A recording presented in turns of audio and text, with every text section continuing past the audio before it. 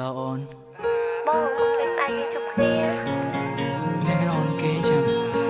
Good night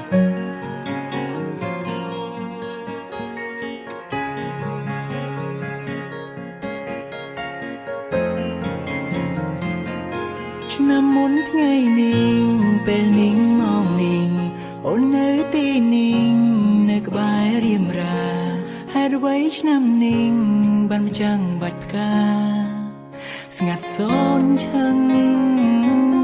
តើអូនលឺបងស្រ័យសួររកអូនទេបើសិនអូនលឺឆ្លើយប្រាប់បងផងនាងមេបងនៅទីនេះកន្លែងយើងផ្ដើមស្នេហ៍យើងទាំងពីរមានគេប្រាប់ថាអូននៅក្បែរអ្នកថ្មីបាច់ការបាត់មួយចាំងត្រូវបានជ្រុំដល់ដី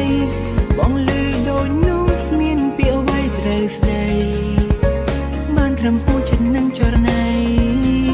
កាលពីម្សិលមិញអូនបានប្រាំបងថានឹងនៅក្បែរបងថ្ងៃយើងផ្ដើមស្នេហាទៅកន្លែងចាំងដែលយើងធ្លាប់សន្ទនាតែពេលនេះអូនបែរជានៅក្បែរគេទុកឲ្យបងឯកា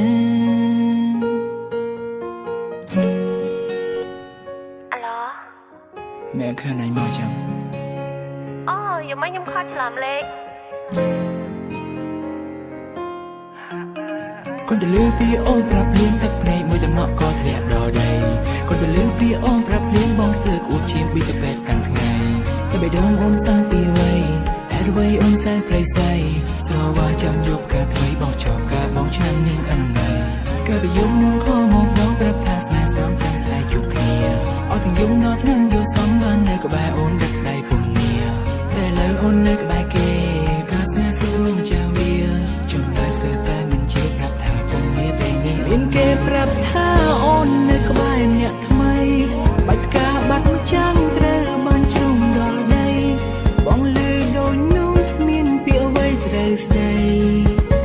បានត្រឹមហួចចិត្តនឹងចរណៃកាលពីម្សិលមិញអូនបានប្រាំបងថានឹងនៅក្បែរបងថ្ងៃយើងផ្ដើមស្នេហាទៅកន្លែងចាំងដែលយើងធ្លាប់សន្ទនាតែពេលនេះអូនបែរជានៅក្បែរគេ